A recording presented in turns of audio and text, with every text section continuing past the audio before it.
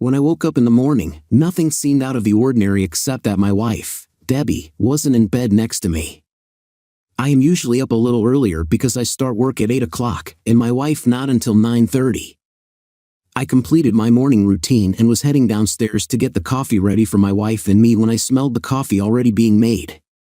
When I got downstairs, there was my wife, already dressed for work, sitting at the corner breakfast table. She smiled at me, and we said our good mornings. As I was grabbing a cup of coffee, my wife said, "I have to go into work early this morning for a meeting. I will be off at 5 o'clock and come straight home so we can talk as soon as you get home." It caught me a little off guard, and I raised an eyebrow and asked, "Oh, did I forget something? What do we need to talk about?" Debbie just waved a hand at me and said that we would talk about it later, that it was nothing that couldn't wait. With that, she got up, put her cup in the sink, kissed me goodbye, and was out the door before I could respond. Before getting much further into this story, I should tell you a little about us. I am Tim Johnson. My wife, Debbie, and I have been married for over 41 years. That's right, we married right out of high school when we were 18 years old. We knew each other since second grade, dated all through high school, and we both knew we were meant to be together for the rest of our lives. Neither of us ever dated anyone else, and as such, we learned about sex together and were our only sexual partners. Hell, I never even kissed another woman other than a peck on the cheek in greeting, and I assume it was the same with my wife. We went to the same college as a married couple, living in a cheap apartment with part-time jobs to see us through. I had the GI Bill to help with school costs, and her parents helped her out, so while it was a bit of a struggle, it wasn't all that harsh in existence. In fact, we started our family while we were still in college. Our oldest child, Terry, is 37 years old, married with 2 children. She is a family law attorney for an out-of-state firm. Our second, Darcy, is 35 and single, working in Washington, D.C. as an assistant to a director in the Department of Agriculture. Our baby, Sydney, is 34 and married to a police officer in our hometown. She has our other 2 grandchildren and is a hard-working stay-at-home mom. We are very proud of all 3 of our girls. After school, I got a job as a risk analyst for a large insurance corporation, and Debbie became a grammar school teacher for the local school district and later worked in the administration office part-time. At 59, we are both in excellent health and physical condition. We have both always been very active. I golf, swim, and go to the gym at least 3 times a week. My wife, however, puts me to shame with her workout discipline. She is at the gym 5 days a week and is an avid distance runner pretty much every day. I may be biased, but she is still the most beautiful woman I've ever seen. She weighs the same as she did the day we got married, not bad for 3 kids and 41 years. When we were young, she was so beautiful that when she entered a room, even the women would stop to stare at her. To this day, she draws attention from men half her age, but she always handles herself with class and dignity. Debbie and I talk about it all the time. Our family life is the epitome of the American dream. We were so lucky to have found each other, and we thank our lucky stars for the life we lead every day. Unlike most men, when they hear words to the effect of "honey, we have to talk," I wasn't filled with dread or breaking out into cold sweats. I was curious, but we talk all the time. Family meetings, we called them, and we had them even before we had children. It was our way of planning our lives. But she didn't say we were going to have a family meeting, did she? At work, I wasn't consumed with angst about the upcoming meeting, but I did daydream a bit about a very memorable lovemaking session the night before. Debbie is a very vocal and direct lover. She is not at all bashful about telling me what she wants and making sure she gets it. She never faked an orgasm because long ago we discussed that we had to be honest with each other and strive to make our love life better. Faking orgasms wouldn't help. Debbie isn't one of those ladies that will have a series of small orgasms. When she goes over the edge, it is with an incredible amount of screaming. Her whole body quivers as her eyes roll up into her head, and sometimes she even passes out for a few seconds. She doesn't even want to be touched for a few minutes because her whole body is so sensitive. It is amazing to watch and be a part of. She tells me all the time that she would never cheat on me because it would take too long to train a new lover. After 41 years of marriage, we still make love 2 to 3 times a week. Another thing she tells me often, as she did last night, is that while my meat may not work like it did when I was 25, my lips, tongue, and fingers are magic and working better than ever. All in all, we enjoy a very satisfying love life well into our middle age. As my curiosity was aroused, I left work a little early and headed home. I wanted to get home before Debbie so I could change, get comfortable with a glass of my favorite single malt scotch, and find out what our talk was about. My curiosity started to turn to worry when I pulled into the garage and saw that my wife's 7-year-old Camry was already there. My worry deepened when I saw her sitting at the table with a glass of wine in her hand and my scotch already poured and placed at my seat. She looked very distraught as she was continually rubbing her knee with her free hand. This was a nervous habit of hers ever since I knew her. I asked if I could go change before we started. She replied, "No, I want to do this right now. Please sit down." I didn't argue. As I was sitting down, I was convinced she was going to tell me that she was sick. I felt my chest getting tight and was having difficulty breathing normally.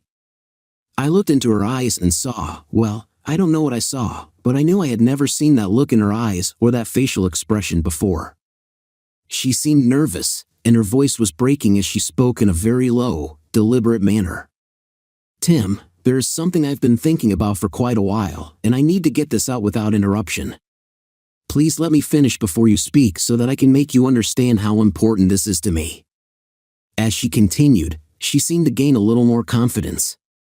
"And I need you to not lose your temper and turn this into a childish yelling match. Can you do that for me, please?" I nodded my head slowly without speaking. Well, at least she wasn't going to tell me that she was sick, but I suspected it was going to be much worse, and I was right. "Honey, you know that I love you more than life itself. I have loved only you since grade school. There has never been anyone else in my lifetime." My chest was hurting more, my breathing becoming more difficult, and an aching pain began in my shoulder as she continued. "You and I are going to spend our old age together, bouncing our great-grandchildren on our knees. We are going to travel the world together, but there is something that I have to do."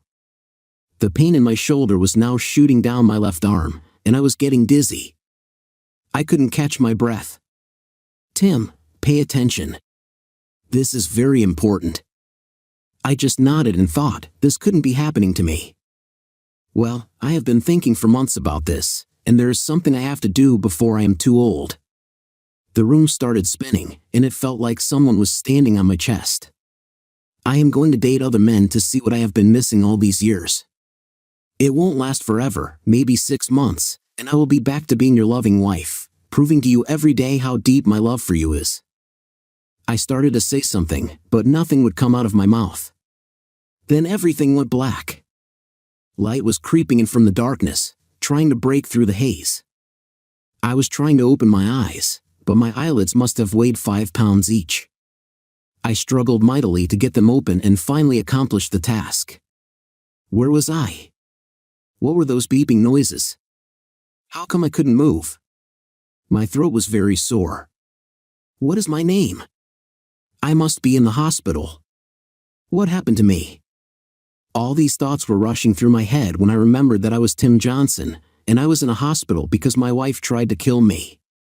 Why did she try to kill me? My brain was working a little better. I was at the kitchen table. She was talking. Then I remembered the conversation. It wasn't really a conversation. It was her telling me something, telling me that she was going to kill me. As the fog in my brain cleared, I noticed a nurse standing at my bedside, looking down at me and smiling. "Welcome back, Mr. Johnson. My name is Nurse Smith. You are in Mercy Hospital because you had a very serious heart attack a few days ago. It is called the Widowmaker, and you are lucky to be alive." Funny, I didn't feel lucky. It's 3 a.m., and the doctor will be by later this morning to explain in more detail about your condition. I tried to talk, but nothing came out because my throat was so sore and dry. "Don't try to talk, Mr. Johnson. You had a ventilator in your throat, so it will take a couple of days to heal itself. I was thinking more clearly now and made a writing motion with my hand. Nurse Smith handed me a pad of paper and a pen. I wrote in big, bold print, "No visitors." She responded, "Oh no, you have had lots of visitors. Your wife and daughters have been here." She must have noticed me wince and stopped talking. I wrote furiously, "I don't want any visitors." She seemed startled but asked, "Are you sure?" I just nodded my head. I scribbled another note, "Do not share my medical information with anyone." Her eyebrows arched up, but she just nodded her head. As I was writing another note, I asked, "Is there someone here at the hospital that can help me complete a DNR, do not resuscitate, order?" With that, I am sure I shocked Nurse Smith, but she held her composure. "Your condition isn't nearly that severe," she began, but I interrupted her by tapping furiously on the notepad. "I will pass your wishes onto the day shift." She patted me on the shoulder and left my room quietly. I figured my life was over anyway, so if something happened, why let the medical community resuscitate me? The way my luck was going, I would probably survive but be turned into a vegetable. So screw it.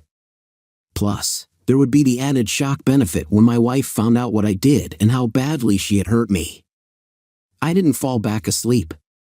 I had been asleep for a few days, so all I could do was lay there, think, and make plans. I said I did risk analysis for an insurance company, but really my job was to help my company's clients do risk analysis for their organizations.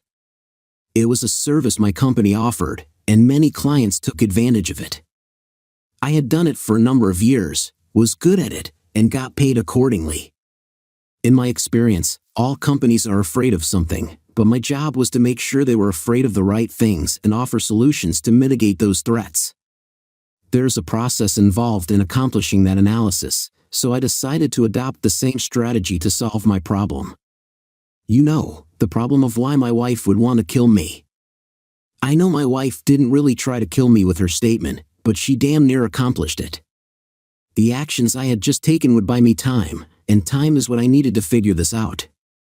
As I lay there in bed, waiting for dawn to break, I began the process of analyzing my situation. I am one of those weird people that, when I think, I have a conversation with myself, and this was no different. Okay, Tim, you've bought yourself some time. Now let's think about the real issues here. It really wasn't all that unusual for my wife to talk very directly and succinctly, so she wasn't trying to shock me with her statements. It was just how she approached things her whole life. What did she say? She had thought about it for months. Was there anything I should have noticed? Changes in her behavior? Had she been giving me verbal hints that I had missed? Could she have already been cheating on me? The answer is no to all of those. Debbie isn't flighty or prone to acting spur of the moment. While she is deliberate, once she formulates a course of action, she doesn't hesitate or waffle. She goes after it. Another very important fact is she didn't say she would like to date other guys. She said she was going to date other guys. So, Tim, this means you have a real problem that probably won't just go away because she put you in the hospital. Damn. So, Tim, here are the outcomes that I can see. 1. You could just let her date guys and hope that sooner or later she gets it out of her system and we can go back to how things were. 2. You can try to talk her out of it because, frankly, I don't see myself being the kind of husband that shares his wife. 3. Just divorce her now and be done with it. Or 4. You could just die now and not have to worry about it. Frankly, number 4 is not looking too bad right now. Apparently, I was wrong, though. I could fall asleep because the next thing I knew, daylight was streaming in through the window, and the clock on the wall said it was 10:40. Shortly after I awoke, a doctor did come by and explain that a widowmaker heart attack is caused by a complete blockage of the left anterior descending artery of the heart. He said I was very lucky because this type of heart attack has a very low survival rate. If my wife hadn't been with me and called 911 right away, I would have died. Okay. He was the second person to tell me how lucky I was, but I still wasn't feeling it. I asked him if severe stress could cause this type of attack. He said, Well, yes, severe emotional trauma could trigger it, but your heart problem has to have existed for a while. It is caused by a combination of genetics and high cholesterol. Why do you ask? I explained as best I could what had transpired between my wife and me. He commented, "Well, that explains your request for no visitors and the DNR. Mr. Johnson, you will be in here for a few more days, but you are going to need lots of rest and quiet during your recovery period, which will take some time. We were able to put a stent in instead of doing a bypass, so that should shorten your recovery time. I can't help you with your personal problems, but I strongly recommend that you see a counselor to help you with your issues once you're on the road to recovery. Believe it or not, one of the most frequent side effects of a heart attack like this is depression, and it's obvious to me with your relationship issues you will be at high risk." With that, he left the room, no goodbye, nothing. I don't blame him. Doctors don't usually like to get personal with patients. They just give them pills or operate on them and then get out. Then another doctor, who told me she was the hospitalist, came in and went over all the drugs I was going to need for the next year or so.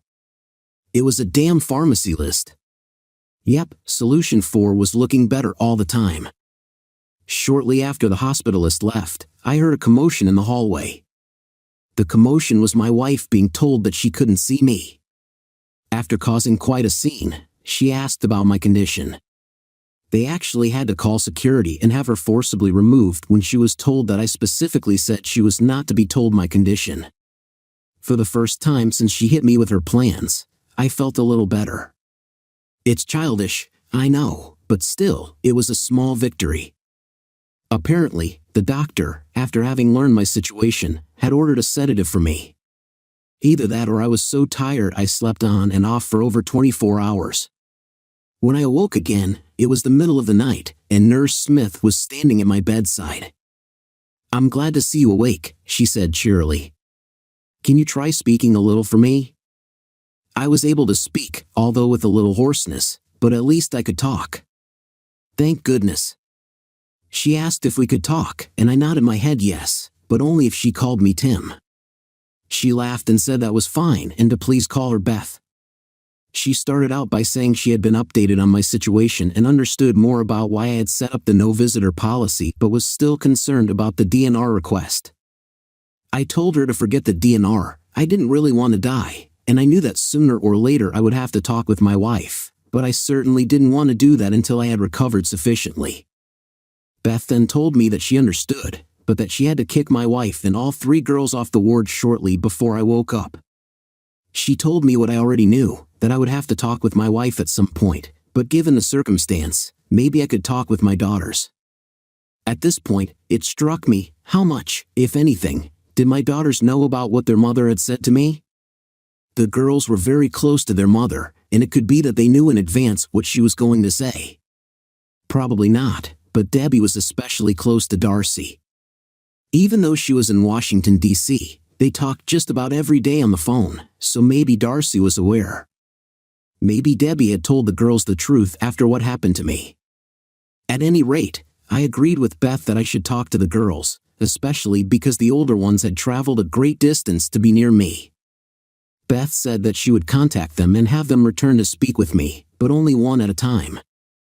I told her in no uncertain terms, though, that I wasn't going to talk with my wife, and she understood. I thought it interesting that the girls were back outside my room within 5 minutes. Apparently, Beth had only kicked them to the waiting room. I'm pretty sure the fix was in, but I did want to see my girls, so what the heck? I did talk with each of my daughters that evening but told them I didn't want to talk about their mother. I wanted them to know how glad I was to see them and that I loved them very much. I had tears in my eyes and became quite emotional when I finally realized how close I had come to never seeing them again. Sydney did manage to sneak in that Debbie had told all 3 of them that she blamed herself for what happened to me, but with no specifics. I didn't argue the point with Sydney, and I know she found that interesting. She also mentioned that Debbie promised to sit down with them tomorrow and explain further. Terry and Darcy did tell me that they would be taking extended time off to help with my recovery. I was overwhelmed with emotion, and Beth had to put an end to the visit. After the visits with my daughters, I knew that no matter what happened with Debbie, life would go on. My life was going to be more complicated, but it wasn't going to end. I just needed to decide what to do about my relationship with my wife. Was there even a point in talking to her about it?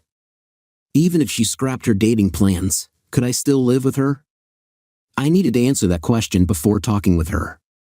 Maybe the girls could help me with the decision. If Sydney was right, Debbie would have filled them in on what precipitated my heart attack, so their perspective might help me. Cheating doesn't just affect the couple's relationship, it affects the whole family. A very interesting development was that my wife and daughters decided that when released from the hospital, I would stay at our house while my wife would move in with Sydney's family into their guest room. Terry and Darcy would alternate providing whatever care I would need for a few weeks. The doctors were confident that I would be back to normal activity within 5 to 6 weeks. I was content with the arrangements but thought it very odd that in the first 2 weeks I was home, my wife never made a single attempt to contact me, not even a text message. Perhaps the girls read her the riot act and told her to back off. Or could she be using the opportunity to go out on dates? I just didn't know, but really, I wasn't up to a direct confrontation. I decided to speak with Darcy first, as she had always been closest to her mother and would possibly give me a peek into my wife's state of mind. Darcy and I met alone at the house, and she knew ahead of time that I wanted to talk about the incident with her. Like my wife, I am a pretty direct person, so as soon as Darcy walked into the room, I blurted out, "Darcy, how long have you known about your mother's desire to date other men?" We talked about it some," she mumbled without making eye contact. "How long, Darcy?" I growled. "I'm sorry, Dad. About 3 to 4 months." My blood pressure was rising, and I was losing control already. This wasn't good. I needed to calm down. "I'm sorry, Darcy. I didn't mean to yell at you. I really want your input here. This has hit me really hard. I had no idea your mother wasn't happy with our relationship. It's literally breaking my heart." I tried a little levity to calm myself.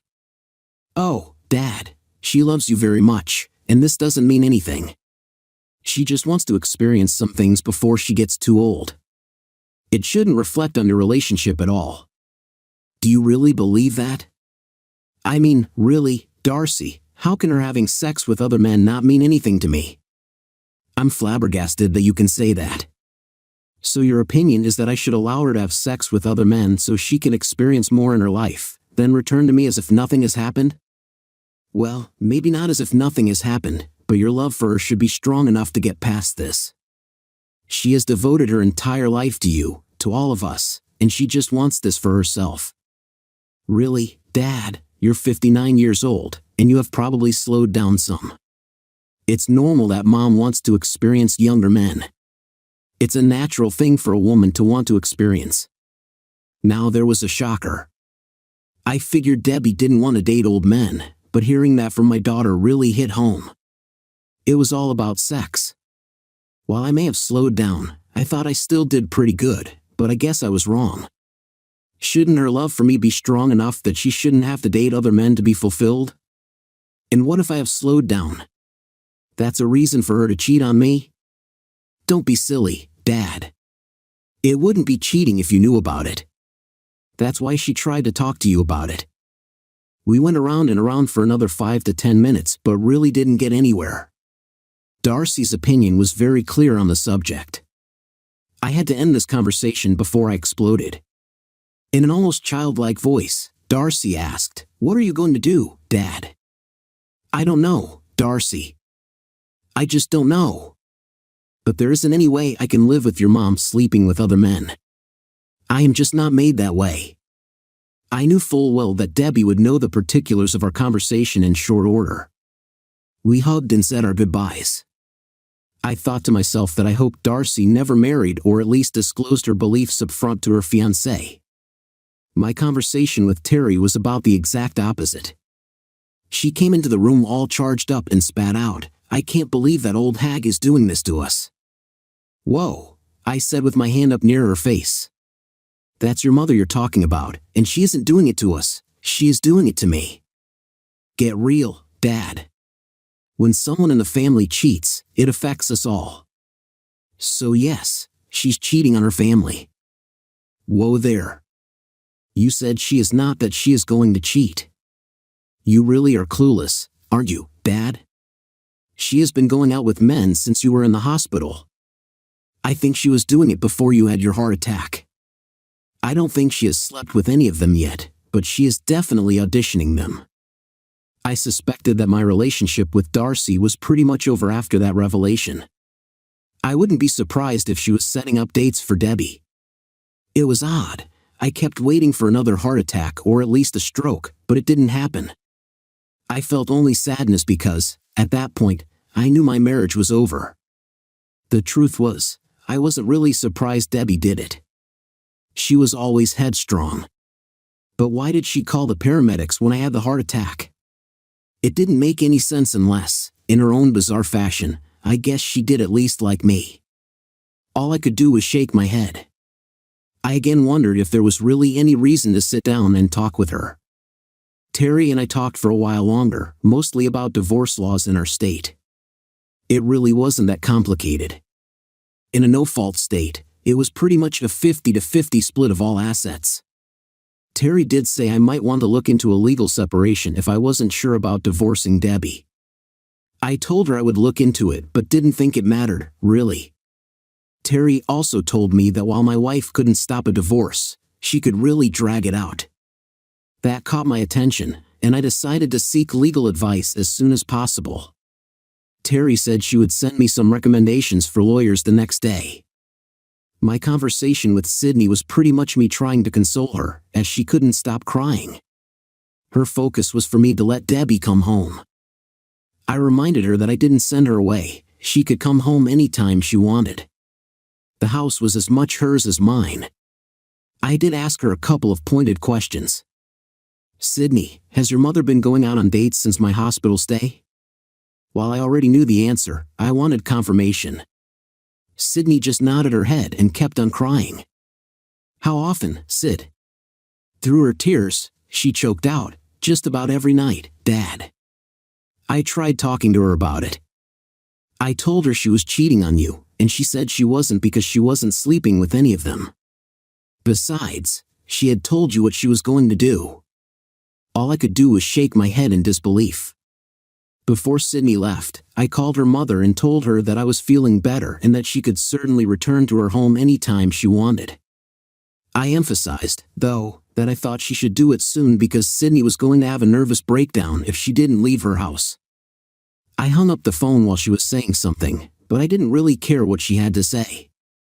I was prepared for our meeting. Sydney had told me my wife would be home at 1 p.m. the next day, so I had spent the rest of the day preparing my notes.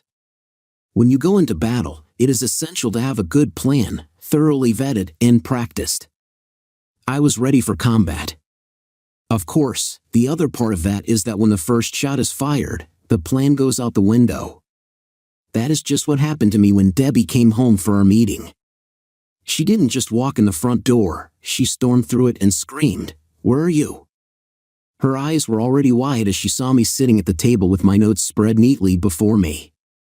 Without waiting for any comment from me, breathing fire, she continued her tirade, "There is not going to be any damn divorce." As I previously mentioned, my wife was a school teacher, and history was her favorite subject. She was particularly knowledgeable about the American Civil War period. It was obvious to me that she had employed Colonel Joshua Lawrence Chamberlain of the U.S. 20th Maine strategy at Little Round Top on the second day of the Battle of Gettysburg. Circumstances had placed Chamberlain's 20th Maine on the extreme left flank of the Union Army, and it was the only regiment standing between Lee's Confederate Army and Washington, D.C. The fighting was fierce, and Chamberlain's men were exhausted and nearly out of ammunition. Their casualties were extremely high, and all seemed lost. Then Chamberlain, a rather nondescript college professor of rhetoric and civilian life, did the one thing no one anticipated: he ordered what troops he had remaining to charge. They did, and essentially, the Union was saved. Well, that is exactly what my wife did to me. She charged when she should have been on the defensive, and I was completely overwhelmed. The next thing I knew, I was on our bed, lying on my back naked, and Debbie was riding me with her hands on my chest, still screaming something barely intelligible about there being no divorce and that we loved each other and would be together forever. My thought was that she was trying to finish the job she started weeks ago when she gave me my heart attack. Much later, after having completely wrung me out, she began to get dressed and said she would be back tomorrow with her stuff from Sydney's house and that we would get on with our lives. As she was walking out the door of our bedroom, I quietly said, "Debbie, thank you for calling the paramedics." She nodded and, in an exasperated tone, said, "It's because I love you, dummy, and we are going to spend the rest of our lives together. Now get some rest because we have to make up for lost time." She headed out the door. "Debbie, there's one more thing," I managed to say with as much authority as I could muster. "The first time you have sex with someone else, our marriage will be over." In a huff, she spat out, "That'll be the day." Apparently, she was a bit of a John aficionado. For a month or two, our lives did return to normal, although it was a new normal because she was still going out. We never said one more word to each other about my threat of divorce. She never really told me that she was going on a date, but once or twice a week, she just said she was going out and would be home late.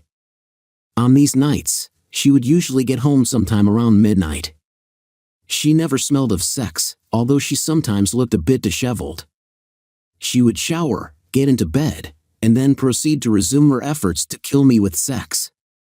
I just went with it and figured if I had to die, this was a great way to go. I knew she hadn't had sex with anyone yet because, well, just because I knew. Then one night, she got home even later than usual. It was after 1 a.m. I was sitting up in bed reading. I could never sleep when she was out.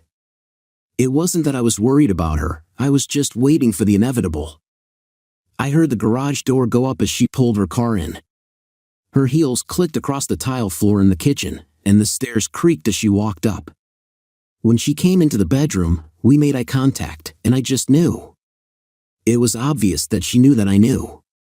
She broke eye contact with me and headed into the master bathroom as she spoke. This doesn't mean anything at all. It is outside of our relationship and will be over in a few months. There is no need for further discussion. She closed the door behind her. When I heard the shower go on, I got up and went into the guest room. Not only did I lock the door, but I also pushed the dresser in front of it. I wasn't going to make the mistake I made at Little Round Top again. Somehow, I knew she wouldn't come after me. It wasn't like her. In her mind, when I got over my little snit, things would go on as usual, and I was right. I never heard a peep out of her the rest of the night. For my part, I didn't sleep at all.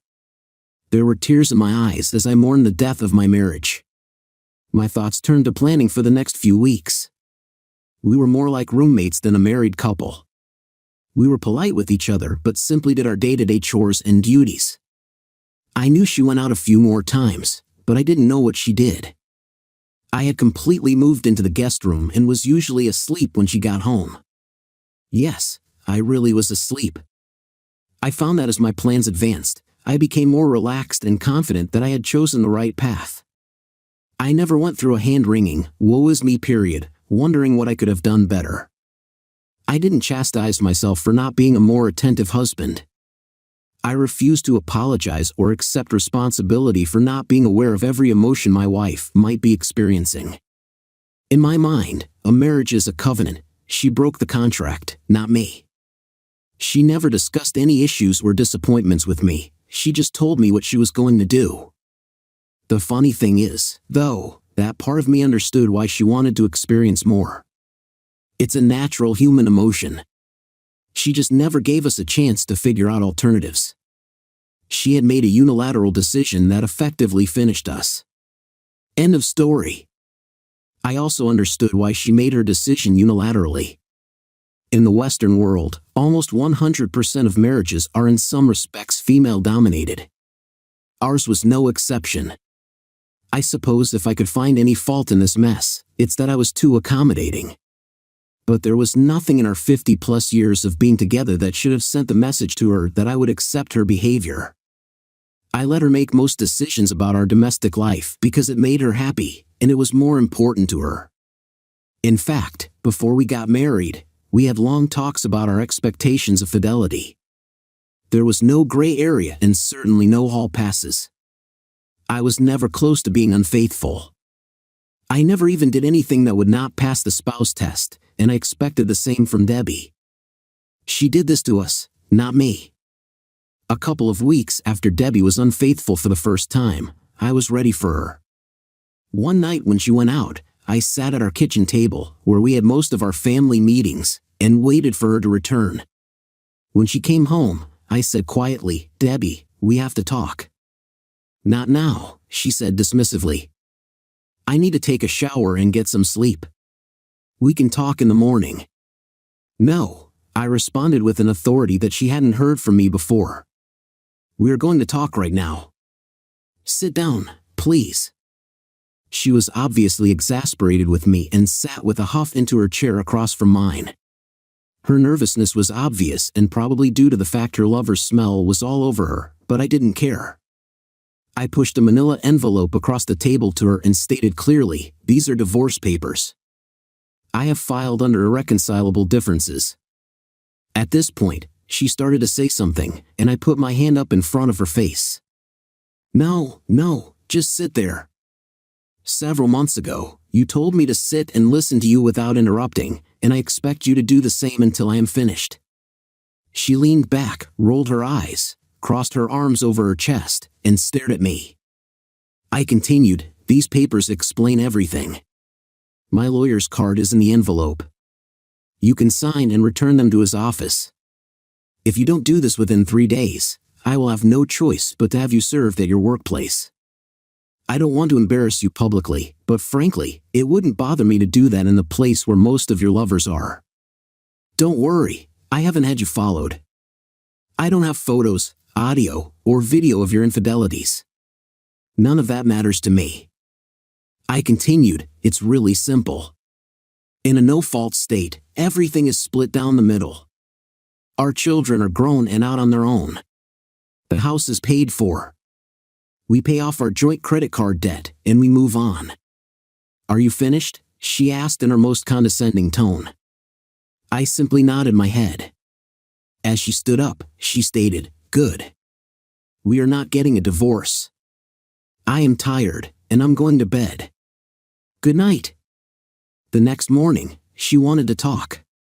Interestingly, she made a nice breakfast for us, the first time in quite a while. She actually appeared to be quite cheerful as she puttered around the kitchen. When breakfast was ready and I had picked my jaw up off the floor, she calmly sat down and indicated that I do the same with her hand. This was getting surreal. I didn't sit. I told her I would eat out and walked out the door. What she didn't know was that I was heading to the apartment I had rented near work and that I had no intention of ever setting foot in this house again, except to remove my things when the divorce was finalized. I thought I heard her softly crying as I got into my car, but I couldn't be sure. I had no intention of talking any further at this point. My direction was clear. She never initiated contact with me unless it was through her lawyer, and I did the same. She didn't sign the papers, of course, so I had her formally served at work as I had said. She got her own attorney and proceeded to do everything she could to derail the divorce process. No amount of pleading from me or our daughters made any impact on her actions, but in the end, there was nothing she could do to stop the divorce. So, 6 months later, we were finally sitting in family court with our respective lawyers. Honestly, I wasn't really paying attention to much of what was being said. I just wanted it to be over. My lawyer had told me that this was the only formal proceeding I had to be present for, and I was grateful. But when the judge addressed my wife directly, I sat up and focused my attention. "Mrs. Johnson, why do you not want me to grant this divorce petition as it is written? It all seems a fair disposition of assets." My wife replied as she stood to address the judge, dressed like she was going to church. "Your Honor, several months ago, I made a terrible decision that ruined our 41-year marriage. At the time, I was going through menopause and not thinking clearly. I was feeling old and unattractive. Some younger men at work had been flirting with me and showering me with praise and attention.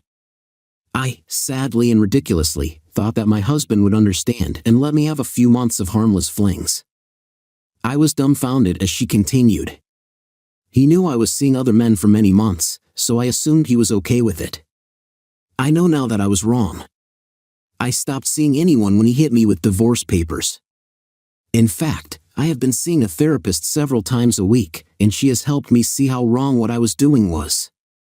I know I can't stop him if he insists on getting divorced, but I was hoping that you could order couples counseling for us to try to put our marriage back together. We have been together for over 50 years, and it seems to me that the least my husband could do is agree to go through therapy together before giving up on our marriage. As Debbie was sitting down, she looked over at me with a sly smirk on her face.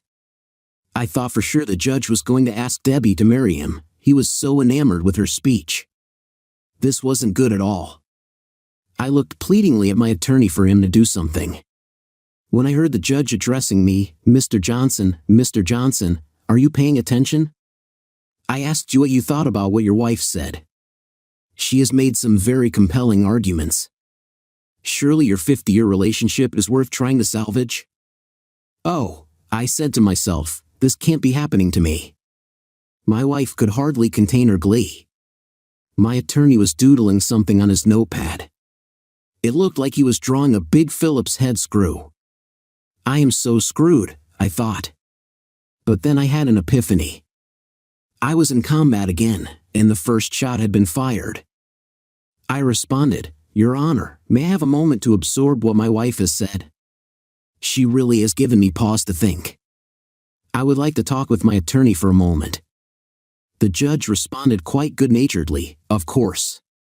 I think that is wise. Everyone in the courtroom thought they were witnessing a real hallmark moment. I quickly turned to my attorney, who by now had finished his Phillips head screw. What happens if I withdraw my divorce petition right now? Can he still order counseling? My Clarence Darrow-like lawyer turned and stated, No, he can't. The court no longer has any jurisdiction in the matter. One more question, Clarence. That's not important right now, he interrupted.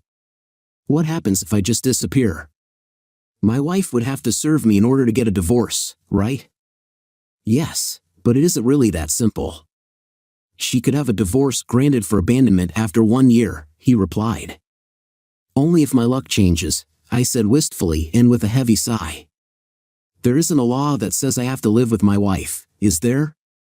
My mind was really racing now. No, there isn't, he said in a lawyerly fashion. Then the light bulb went on in his head, and he asked, Will I still get paid? Of course. Of course. I smiled broadly and straightened my tie, brushed my hands to smooth my slacks, and stood up to address the court. Everyone wanted the Hallmark movie ending, so I was going to give it to them, sort of. Your Honor, in light of what my wife has expressed in a most convincing manner, I hereby withdraw my petition for dissolution of marriage immediately. It was bedlam in the courtroom, not really. There were only about 12 people in there, and it was lunchtime, so those not involved got up to head to the cafeteria. The judge banged his gavel, granting my request with a big smile and tears in his eyes. My wife and her attorney were both crying happy tears themselves. I was steaming mad but plastered what I hoped was a happy face on and walked directly out of the courtroom. I reached my car with my wife hot on my heels, blabbering something about us being happy, blah blah blah. I started the car and left her standing in the parking lot, wondering what just happened. As I pulled out of the parking lot, I threw my phone into the bushes and drove straight to work. When I got to HR, tired, I realized that I could draw on my 401k because I was 59 and a half years old. I couldn't get Social Security for a few more years, but with my 401k and our other assets, I knew I could make this work. From work, I went to our bank. I did all those things people do when they get divorced right away. Our house was paid for and worth almost $1 million. Everything else we had was about equal to that value, so I was going to take it all and put it into my name only and quit claim the house to Debbie. My family didn't know where I lived and had only been reaching me through work or my phone, so I had time to finish what I was going to do unimpeded.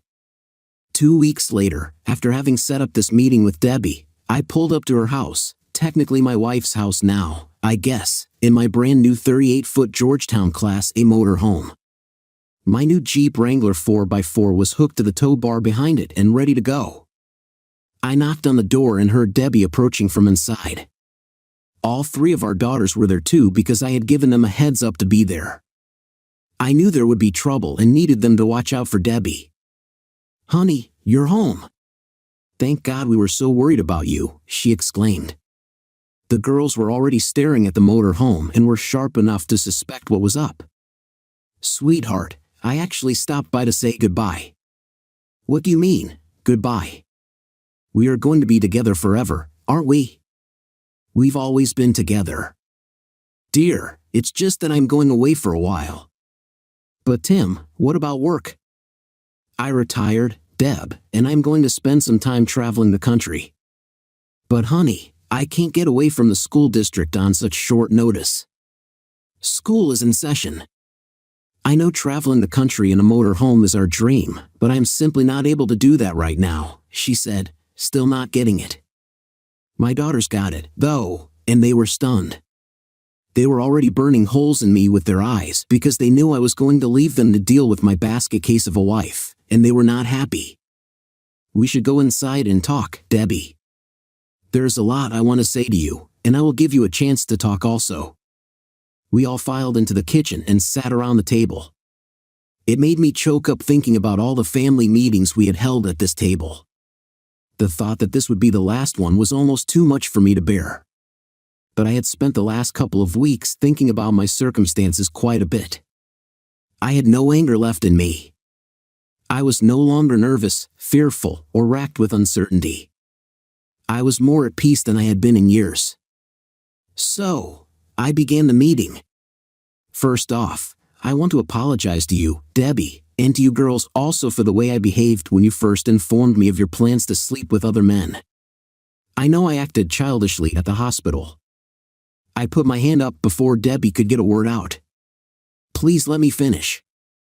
I know you didn't give me my heart attack. In a perverse sort of way, you might actually have saved my life. The heart attack was going to happen sometime anyway, and because you were right there and called for help immediately, I am alive and here today. The medical people have assured me of that, so thank you." That really threw her for a loop. "I've done a lot of thinking since our court hearing and realized something, Debbie. Neither you nor I have ever been on our own. We have been together since elementary school. I think I understand now what your feelings were when you told me what you were going to do. I was focused on the sexual part of your desire when I think you were really saying that you wanted to be alone. You wanted to stand up and take control of your life. Then I realized that I was in the same position as you. Our whole lives, all our plans were done together, and now I want to experience life alone too. I believe that we both need to be apart so we can find out who we are as individuals."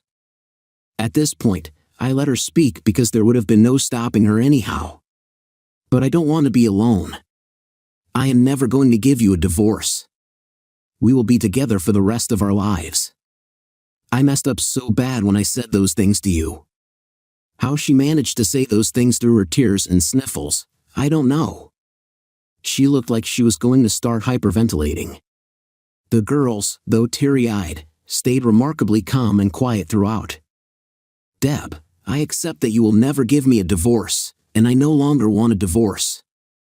It is irrelevant to me. But we are not going to live together any longer. I need to find out who I am outside of us." I slid the quitclaim deed across the table to her. "I am giving you the house and have taken most of our other assets. It pretty much comes out to a 50-50 split." The girls were openly crying now because they understood. "Tim, sweetheart, don't do this. I can make it up to you. I know you can forgive me, given time. I haven't been with anyone in months. My therapist made me realize how foolish I've been. Please, don't do this. You said you were coming back. I already have forgiven you, Deb. I might be back someday. I release you from our wedding vows. I want you to experience everything in life you desire without any guilt. I just can't be here while you do. But how will I reach you if I need to talk with you? You can't abandon me like this. It isn't fair." She had her head in her arms on the table, sobbing hysterically, unable to speak further. I turned to my daughters. "Ladies, I am sorry it has to be this way. I will love you always, and please take care of your mother for me. If you need to reach me, you can email me. I don't have a phone or a mailing address, as I don't plan on being in any one place for very long." They were all hysterical now as I got up and walked out the door. I got into my motor home, drove away without looking back, and headed off for my new life alone.